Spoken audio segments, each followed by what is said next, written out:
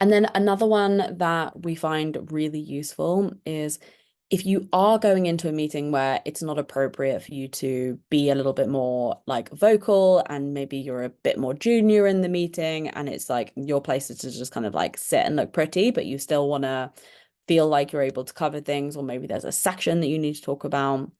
Getting a little bit of context before a meeting can again be really, really valuable.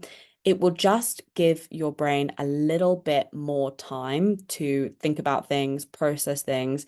If you know that you're going into the meeting and they're going to be talking about this subject or that subject, then you have a much higher chance of not overwhelming your brain, not thinking about so many things at once, because maybe you've done a little bit of that beforehand.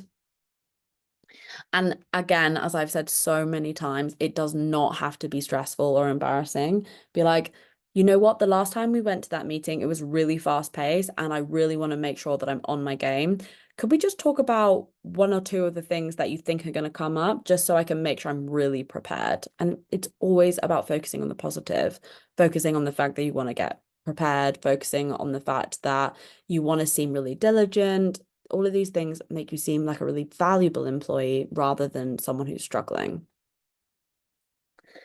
And it's also really useful to learn how to say, I don't know, in professional speak.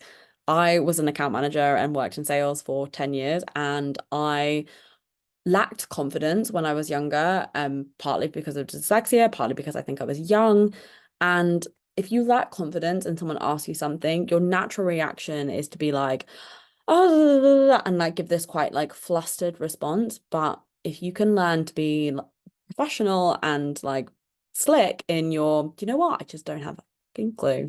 It can be really valuable as well. And that's one of the things that changed the game for me of just being honest about not knowing, but in a corporate speak. So again, thanks, Thomas. Off the top of my head, I would guess that Q4 is going to be da da da da da. But let me spend more time, look into the data, give you a real answer, and I'll email you in a bit. Um, or I'll need a moment to think up some creative new strategies for this. When is our deadline? I want to be able to be able to dedicate some time to this with knowing its importance.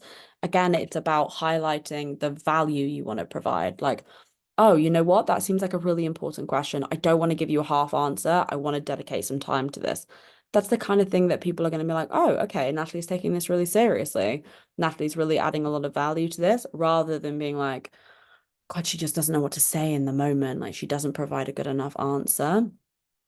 Learning how to politely say you don't know in corporate speak, I think is a really important skill. And then maybe you provide a better answer after the meeting or in email or whatever way, or maybe at the next meeting, that's one of the agenda items you pick up. It doesn't have to be so frustrating all the time.